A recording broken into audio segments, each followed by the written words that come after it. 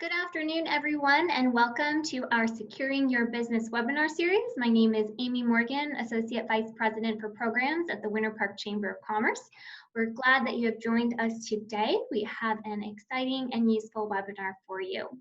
If you've been with us for a while, you know that you are welcome to introduce yourself and share what's going on with you and your business in the chat box if you're watching on Zoom, or in the comments if you're watching on Facebook.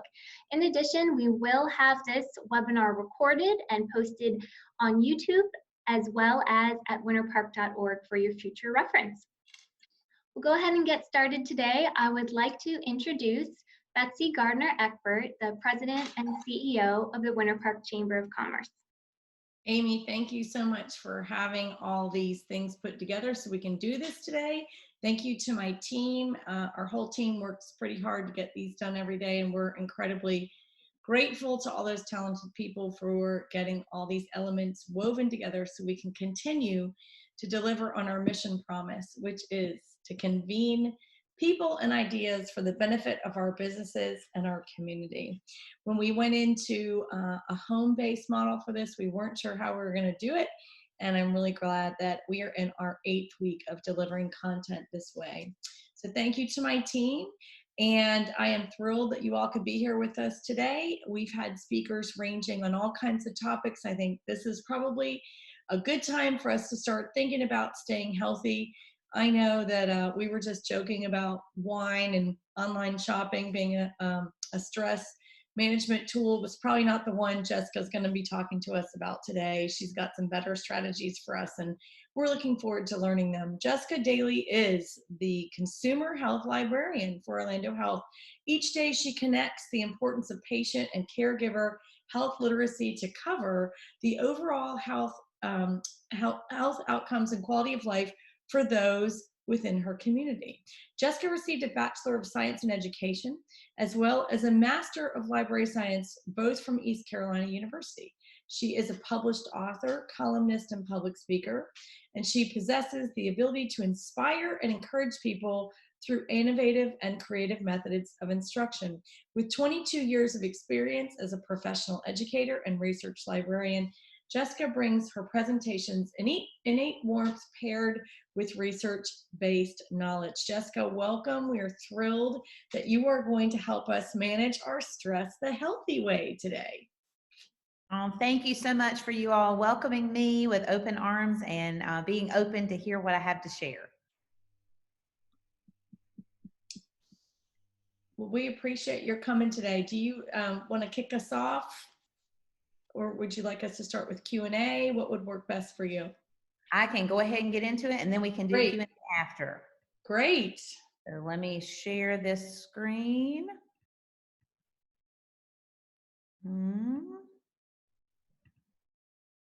Get this up here. Okay, you guys let me know if you can see my screen. We can see it. Awesome. Okay. So today we're going to talk about something that is always relevant, but what I'm finding is it's even more relevant in our past, let's say 7 to 8 weeks. And we call this the coronavirus, or the COVID-19 pandemic. And so during this time, we've experienced some new types of stress and new situations at home, at work, within our community, within our businesses. And so we're going to talk about today the fact that stress is real. Unfortunately, my news to you is it's not going away, but there are ways to manage it. And there's ways to manage it because it affects our health. And so that's what we're going to talk about today. So this is me, and you guys can see me, but I am a medical research librarian for Orlando Health. And what's a little different about my role is that most medical librarians work primarily with clinical staff. So the nurses, the physicians, all of those folks. And so with my role, I'm still a medical research librarian, but I work with patients and families and with caregivers. And so I help them find the information that they need. So I always love to start with objectives. I like to know at the beginning of a presentation what I need to get out of it at the end. So the first thing is we're going to acknowledge some facts, look at some things about stress. We're going to also talk about how important sleep is in connection with stress and your overall health. They kind of go, not kind of, they go hand in hand. And then we're also going to understand, hopefully, ways to effectively manage this stress and gain better health. And then in the end, I hope you will walk away knowing that with my role as a consumer health librarian, I can help you get a hold of the credible and timely health information that you need. So the first thing I want to share, and I'm sure you know this, but just reiterating this, is that we all experience stress on a daily basis. So it can look like some of these pictures. Yours may be different, but relationship issues cause a lot of stress. Work can cause a lot of stress, and even traffic. We live in a large city, and our communities and our city is full of traffic, and we know that these are just things we experience on a daily basis. So what are the top 10 stressful life events? Well, according to the Holmes and Ray stress scale, these are our top 10 here in the United States. And so when you take a look at these, you may be able to relate to some of these, and these may be causes of some of the stress in your life. And so I won't read all of these, but you can take a look as we're, talking about this. You notice that relational and things with marriage have a huge impact on this list because we see death of a spouse, we see divorce, we see separation, we see marriage in general, and we see even reconciliation. So all of these things deal with marriage. And then another stress that's really been coming on to us in the last couple months has to do with our jobs and our businesses. A lot of people that I know and a lot of people that I would never have thought would have been out of a job have been either furloughed or they have been redeployed, like at the hospital. We have not had to furlough anyone, but if your area was no longer a busy area, maybe like elective surgeries, or it could be things that could be put off. Those areas, we have sent a lot of those workers home, and we call it redeployment. And we try to place them in areas where we need them most. But these type of things cause a lot of stress. A lot of our close personal friends own family businesses, and so they have really had to think outside the box to stay afloat. And so those are stresses that they probably never anticipated. So let's talk about basic stress first. So first of all, know that it's a normal psychological and physical reaction just to things that are happening in our life. And a small amount of stress is actually good for us. So what that means is that when our body reacts to a stressful situation, it can sometimes push us to perform even better, to do greater things. But when this type of stress continues for a long period of time, much like it has for the past couple months for us, it can actually push us beyond our ability to cope. Let me just say, just today, I received an email from a nurse within our system that said, I have a dear friend that's a physical therapist. They have been redeployed. They're home. They can't work right now. Can you send me some things just to encourage them and ways to help them? And the very first thing I said was, I encourage them. We actually have counselors on our staff that work only with our employees for counseling. And that was the first thing I encouraged. So don't wait until the stress begins to damage your health, your relationships, or even just your quality of life. So we're going to talk about what are some ways we can combat this and manage this stress more healthy.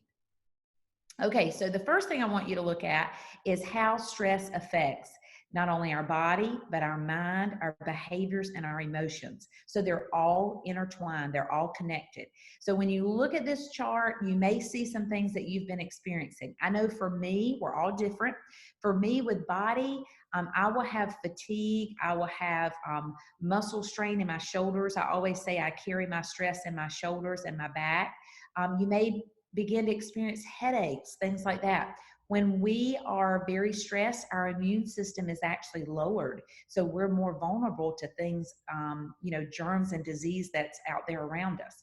And then with mind, for me, worrying becomes very prevalent. I worry about things. I often will have nightmares, bad dreams, and I will find myself just feeling very negative. So these are just things that for me I pull out. With behavior, a lot of times instead of loss of appetite, I find myself eating more.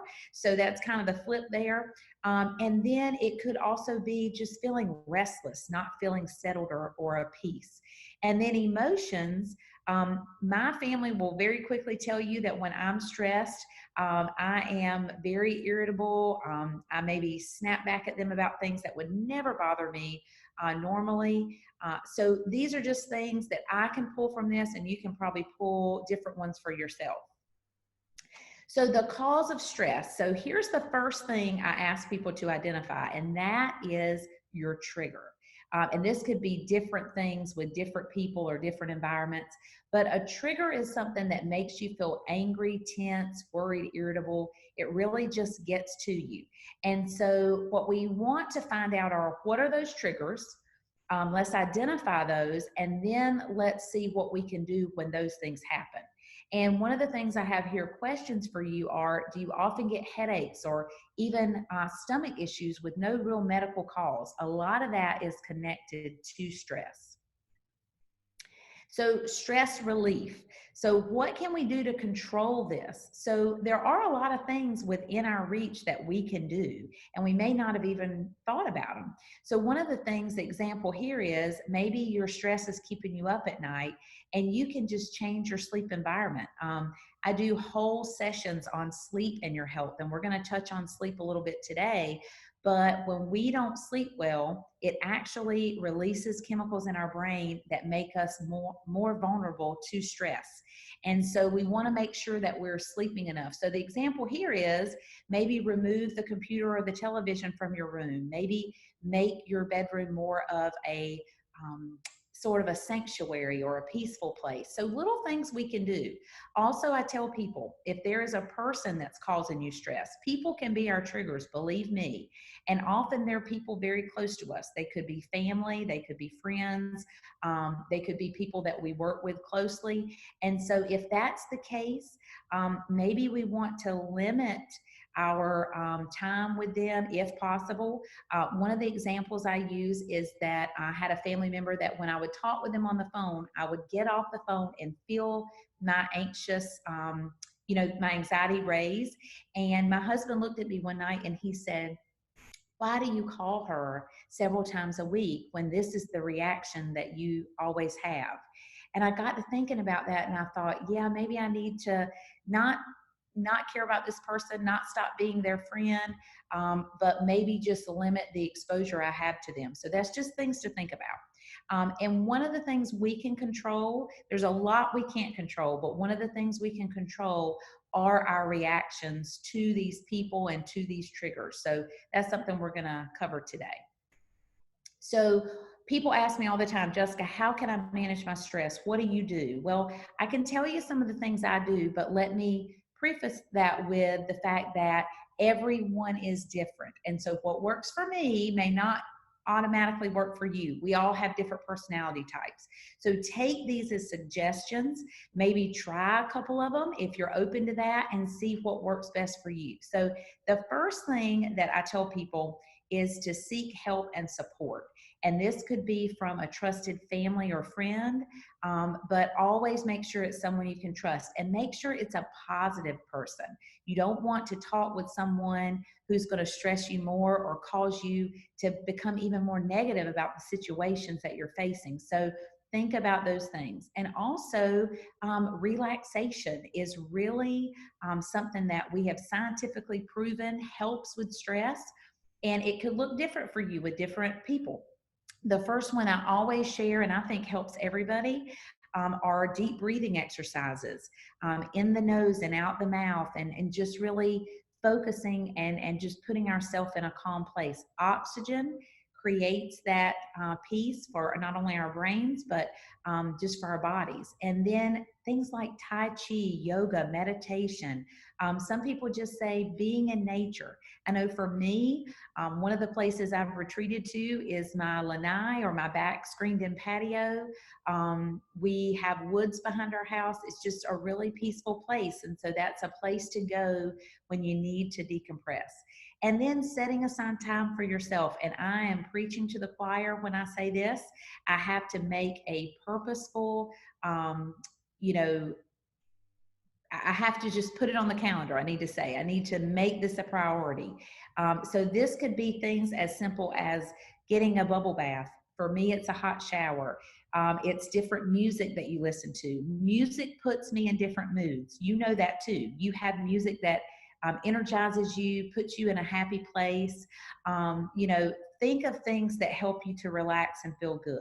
I don't always say, I'm going into segue here of what we eat, but we do sometimes look for different foods that could calm us. And if we do it in moderation, it's okay. So my example for this is the other evening, we decided to do burgers on the grill. My husband and I were good. We ate our burgers without buns, but we still had cheeseburgers on the grill. And I remember when I took the first bite, I said to my husband, cheeseburgers make me feel good. And he laughed and he said, what do you mean? And I said, well, when I bite into a cheeseburger off the grill, I think of camping with my family as a kid.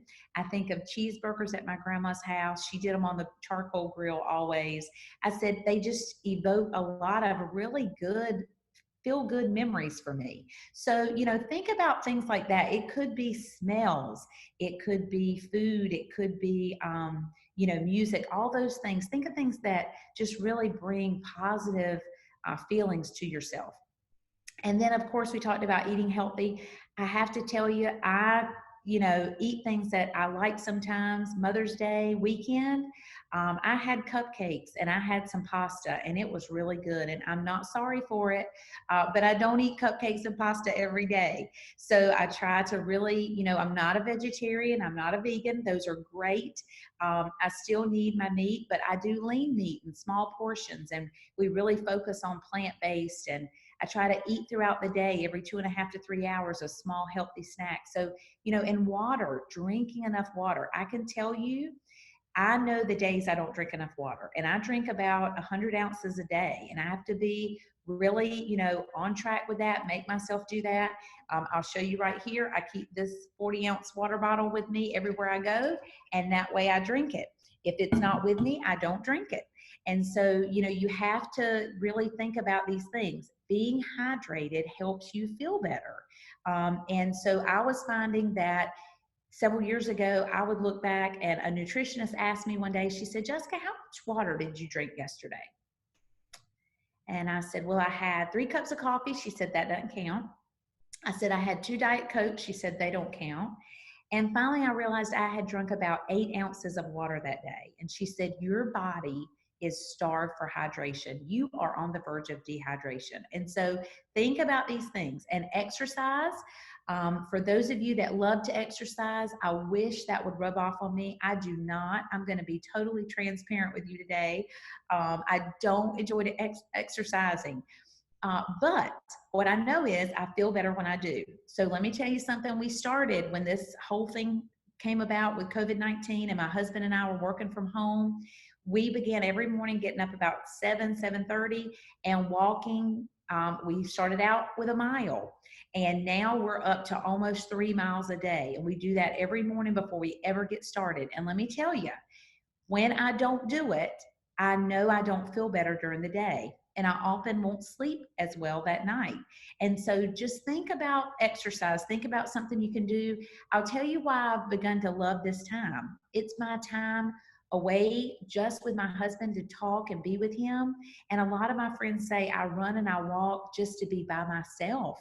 So it can really be a help not only for your physical health, but also your mental health as you're getting away. And then the last thing I really encourage always are support groups or professional counseling. And let me just say that over the years, my husband is actually a heart failure patient. At the age of 28, 14 years ago, he was diagnosed. And so it's been a roller coaster. And as a caregiver for him, I've had to seek counsel for myself, because I can't necessarily go to him and say, I am stressed out and overwhelmed because I take care of you. So I realized that counseling was a major help in my life. It really, gave me a place to vent, and it gave me a time where I was not judged. So I just encourage that greatly for any reason. I love the saying that crazy people don't go to counseling. Crazy people avoid counseling. So, that's one of those things. So just keep an open mind about that if that's something that would help. So I love this. This is just kind of a visual, and I'm a visual learner. So these are 5 top tips for relieving stress. And you see it's eating nutritious things, it's exercising, it's drinking water, it's getting 7 or more hours of sleep at night. And they encourage in this, and I love this, to make a list of tasks and mark them off as you do them during the day. And I'm a list maker. I get lots of satisfaction out of marking things off the list. So if you've not tried that, that might be something that would help.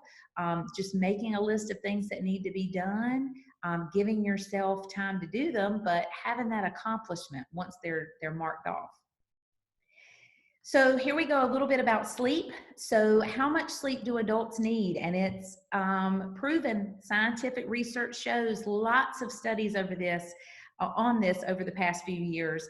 And we're seeing even more and more. I watched a TED Talk just the other day from a doctor who is a neurologist and studies sleep. And he was saying just new things that I'd never even thought of before. If you want to look him up, his name is Matthew Walker. He's got a TED Talk and some YouTube things. He's written a book on sleep. And it's just really astounding how much of our health and our mind and our learning all focuses around how much we're sleeping. And so we need to have at least 7 hours sleep a night. So here's this stress sleep cycle that I told you we were going to talk about. And when people don't get enough sleep, in this study, they showed that 21% of them reported feeling more stressed. And so what happens is we find out that stress and sleep are very connected. And we also see that adults in this study that slept fewer than 8 hours reported higher stress levels than those who did sleep 8 hours or more. And then here are a few things that we see as reported symptoms of stress in the adults that don't sleep at least 8 hours. And that was irritability, anger, feeling overwhelmed, really a lack of interest or motivation, like you have no energy. A couple of the things that really stood out to me was losing patience with their kids, losing patience with their spouse. I know during this epidemic and us being trapped as a family in our home seemed really good at times, but it's not been so great at others. We have had some arguments. We have had some heated family discussions.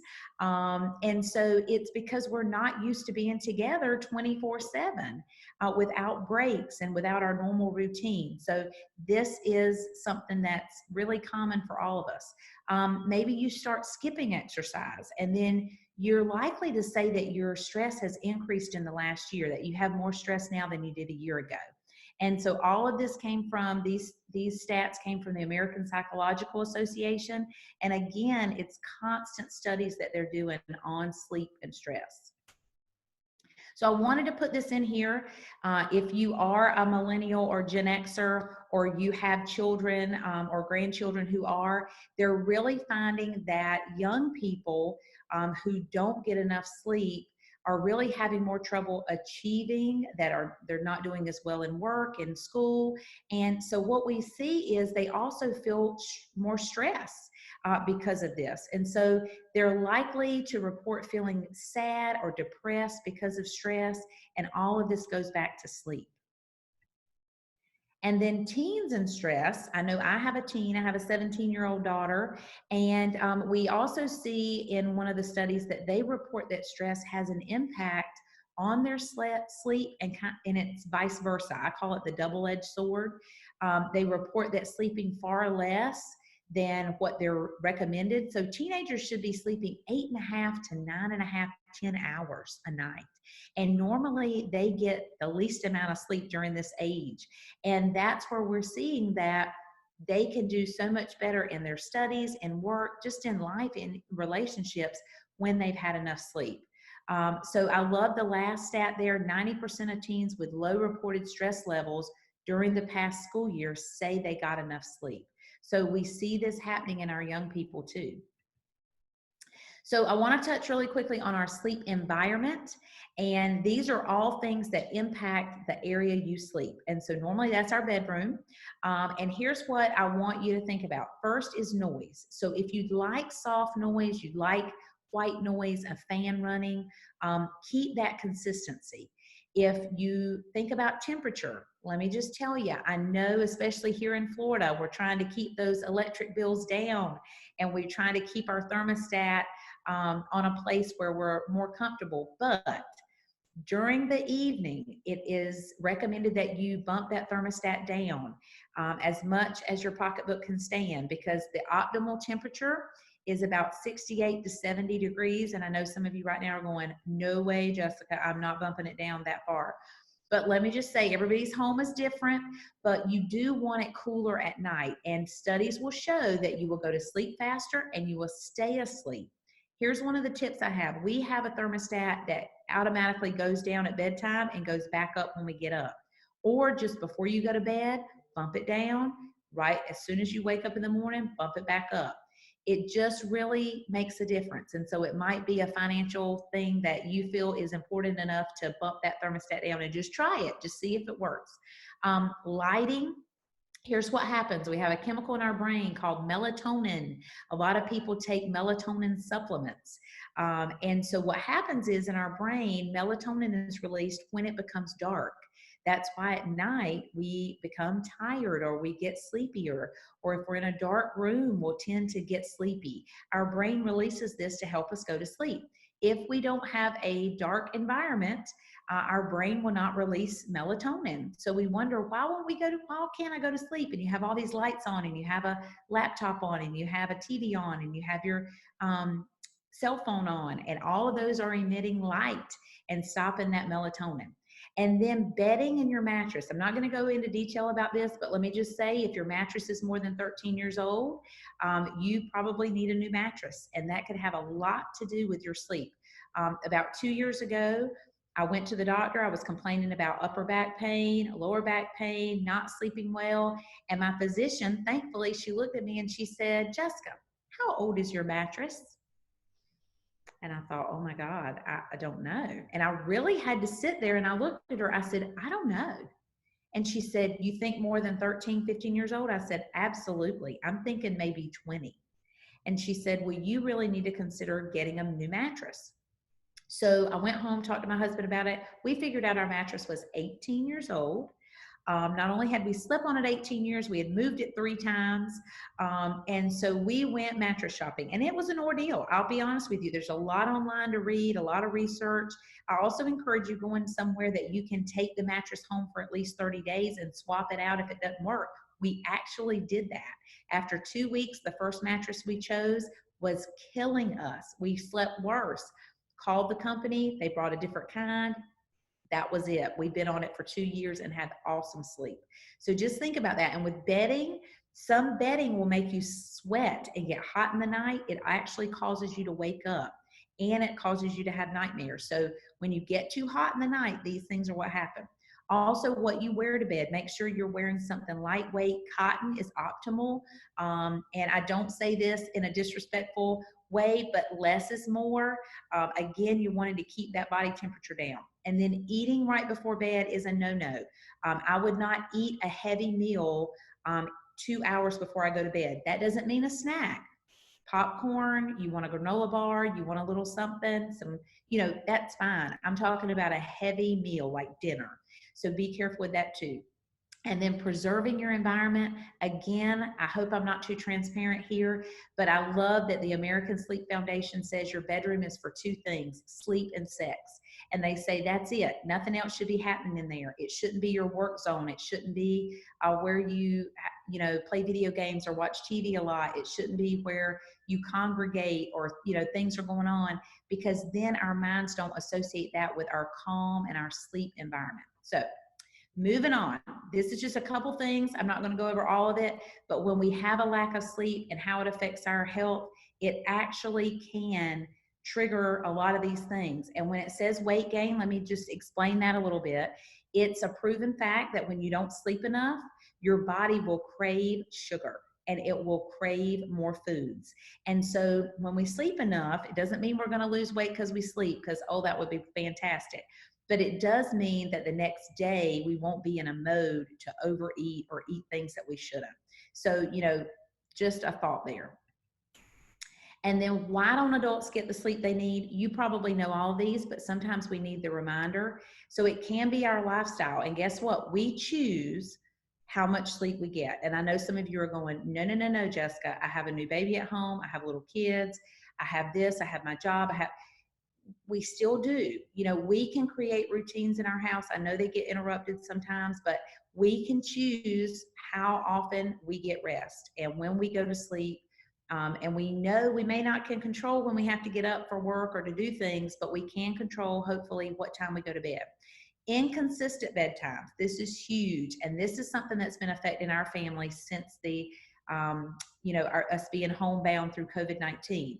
We haven't had a consistent bedtime. And so about a week ago, I realized I was not sleeping well. I was having dreams. I didn't know what was going on. And I realized one night I go to bed at 10. One night I go to bed at 11. Next night it was 12. Then it was 10:30. I was all over the place. And so before this happened, our family had a routine that we were all in bed at 10 o'clock. I mean, that was our thing, except maybe for the weekends, but regular days, that's what we did. And so we were on a routine. My body was used to that. So we've gotten back on that this past week, probably the last 3 or 4 days. We've gotten back to trying to be in bed by 10. So using technology late at night, I'm telling you, it keeps you up. It doesn't help relax you, it keeps you up. And I understand that some of you work shift work or long hours, and those contribute to not getting enough sleep. And medical conditions also can. That is a very real thing. My husband with heart failure, we noticed that heart patients have trouble sleeping. So that's a real thing. And then medications you take, be aware, make sure that you investigate what time of day you're supposed to be taking your meds. True story. My manager for many years, and she gave me permission to share this story to help others. For 2 years, she had taken a blood pressure medication. In her 50s, she had noticed that she felt really sluggish. She felt tired, didn't feel good. And she really just said, I'm 50. I'm in my 50s. This is probably normal. I'm getting older. After 2 years of taking this medication, she went to the pharmacy, and the pharmacy assistant or the tech there at the register said to her, Ms. Walmer, I need to go over your prescription with you and what time of day to take it. She said, oh, I've been taking this 2 years. You don't have to do that. And they said, no, it's now required that we go over this with you. And the tech looked at her and said, you must take this at bedtime. I know that you know that, but I need to tell you that. Well, she stopped dead in her tracks. She had been taking this medication every day for 2 years, every morning. So that's why she felt awful. That's why she felt so sluggish and terrible. After 1 week of taking it at night, she said she felt like a new person. So make sure that the meds you're taking are not keeping you up at night. And this also goes into caffeine. Caffeine stays in your system up to 8 hours. So my rule of thumb is after 2 o'clock, no caffeine. Normally lunchtime, no caffeine. So I do decaf coffee. I do caffeine-free Diet Coke if I have to have one. So, think about those things too. And then also sleep disorders. If you notice something going on with your partner, make sure that you bring that to their attention. If you're waking up after sleeping 8 or 9 hours and you're exhausted, it could be a condition called sleep apnea. My husband has sleep apnea that goes hand in hand, unfortunately, with a lot of heart patients, and he wears something called a CPAP machine, and it made a world of difference in him. If we go away for the night, he used to try to go away for the night, like we were just one night out of town and not take it, and I stopped that. Number one, he was snoring, keeping me awake, and number two, the next day he felt awful. So that is a real thing. And then, of course, electronics. I just want you to know that electronics stop your melatonin. It's that simple. And they also give off something called electromagnetic radiation, or EMR, that also disrupts melatonin. So when you hold that cell phone at night in the bed, you are stopping your melatonin, and your brain is saying, nope, not going to sleep. And then you lay there and you think, why can't I go to sleep? So think about that. It's different if you check the weather real quick, or you check an email or respond to a text. We're talking about 5 or more minutes that you're sitting there looking at it. It's stopping that melatonin. Okay, so as we finish up here today, if you'd like more information on stress, on sleep, on the things that are associated with stress and how to manage those better, definitely reach out to me. You're going to have my email. That's what I do. You're not bothering me. I hate when people say, oh, Jessica, I don't want to bother you with this. And I tell them that is job security. I have to tell my managers how many people I helped and what topics I did each week. So definitely reach out to me. But if you want to look on your own, and I encourage that, this is where I want you to go. It's called Medline Plus, and the web address is medlineplus.gov. And this is the U.S. National Library of Medicine. This is a medical search engine they created just for patients and family caregivers. So everything on here you can trust. There's no advertisements, and it is really a great source. So you type in what you're looking, hit go, it brings up websites, and you know that you can trust them, and you know that they're up to date. So this is a great source. It's also 100% in Spanish. So that is a great tool. So let me go here really quick too. Let's say you need resources written in multiple languages. I have a lot of requests for Chinese, Vietnamese, Haitian Creole, French, all type Portuguese. If you need those, again, you can reach out to me and say, Jessica, I need these resources for this person, or, you know, I need this, because a lot of people are very fluent in English, but they cannot read English well. And then we hand them information about their health in English. That is defeating the purpose. So if you need anything in another language, definitely let me know. Okay, so last thing, this is how you can connect with me. Normally face-to-face. Right now our face-to-face is through FaceTime or through Skype. We can do that. Through Zoom like this, we can set up a Zoom meeting. But normally we can meet in person at any Orlando Health facility. And let me say this too. You do not have to be a patient of Orlando Health for me to assist you. And the reason for that is a family, the Grace family, they fund this portion of the library. And their stipulation is, if we give this money, you have to help Jessica, anyone in the community. We don't care where they get medical treatment, where they live in the country or the world. And so you can refer people to me, and do not think, oh, I don't go to Orlando Health, so I can't use Jessica. You can. But phone and email are the top. I would say email is the quickest. You shoot me an email. I need info on this, Jessica. I'd like a video on this, Jessica. I send it right out to you. But we do educational sessions. We do webinars and things like that. And when this is ending, next week I have 2 live webinars. One is very similar to today on stress, and the other is focused on sleep. So I'll send those to your leadership, and if they'd like to send those out to you, they can. So this is just a picture of our facility downtown, and here is my web address, and this is also my office number. Let me give this disclaimer here. I'm not in that office. So email is going to be your best and really only way to get in touch with me right now.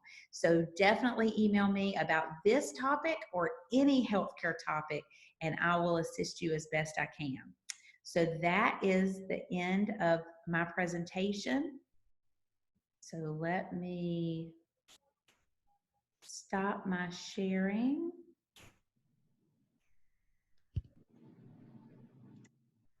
Thank you so much, Jessica. That was a wonderful presentation. I want to open it up for questions, if you're willing to take a couple of questions. Sure, yeah. If you're watching on Zoom, you're welcome to type your question in the chat box by clicking the chat icon at the bottom of your screen. If you're watching on Facebook, you are welcome to just write your question in the comments, and we'll be referencing those as well. So first question we actually received by text earlier, and that is, Jessica, if you can help us understand, how do you prevent a stress reliever from becoming a distraction, for example, reading, especially since working from home makes for easier distractions?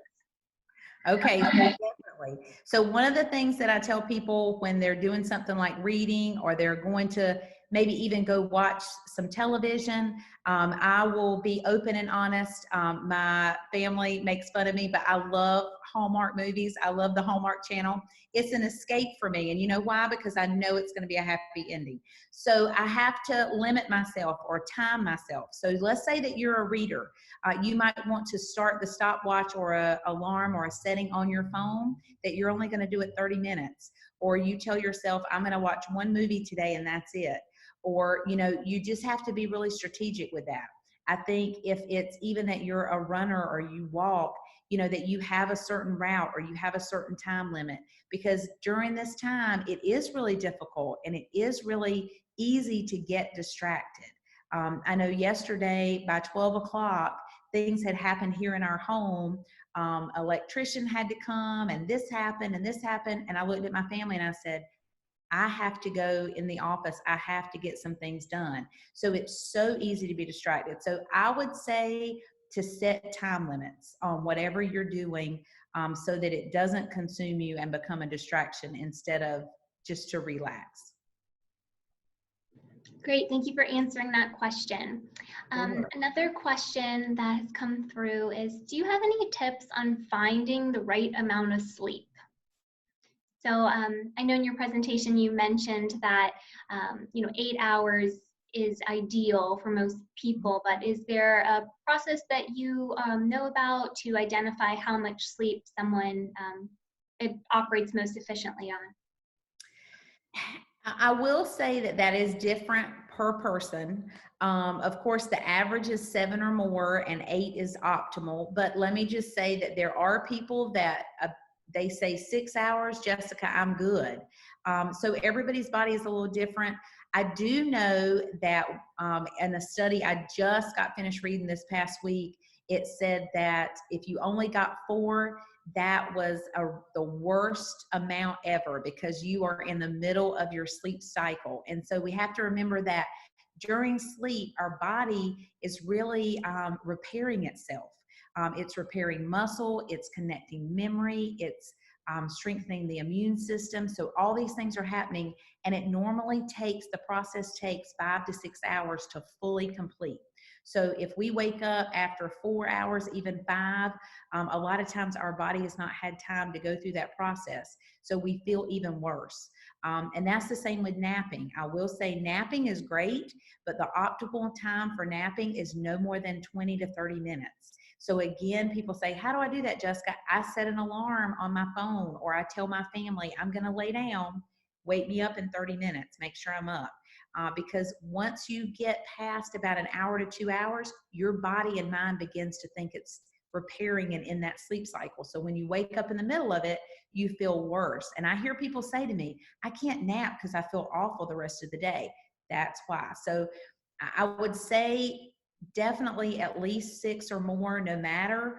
But it does depend on the person. And I think you have to maybe try that out and, see how long, how do I feel after this amount of sleep? How do I feel after this?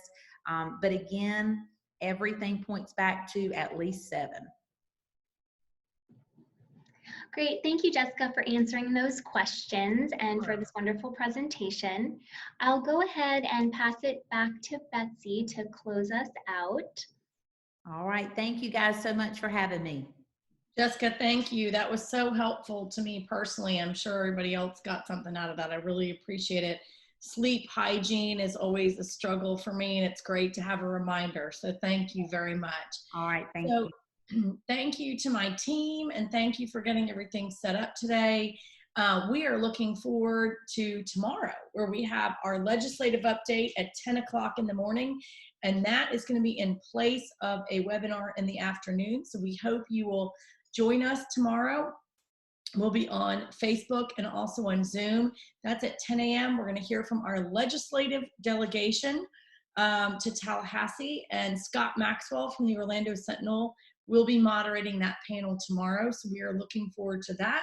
We are going to have Senator David Simmons, Senator Linda Stewart, Senator Victor Torres, Representative Anna Escamani, Representative Joy Goff Marcel, Representative Amy Mercado, Representative Carlos Guillermo Smith, and Representative David Smith tomorrow with us at 10 a.m. So we hope you'll join us then.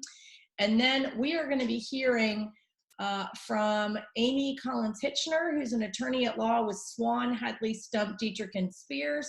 She is going to be talking about why careful planning can help you relax during the pandemic, that is focused on creating estate plans that includes decisions about healthcare and finances. And that will round out our week for webinars. We hope that you will continue to follow us in our daily briefings or on LinkedIn, Twitter, Instagram, and Facebook. Thank you for being with us today. Many thanks to Orlando Health, and particularly to Jessica Daly for sharing your wisdom with us. Enjoy your afternoon. Take care.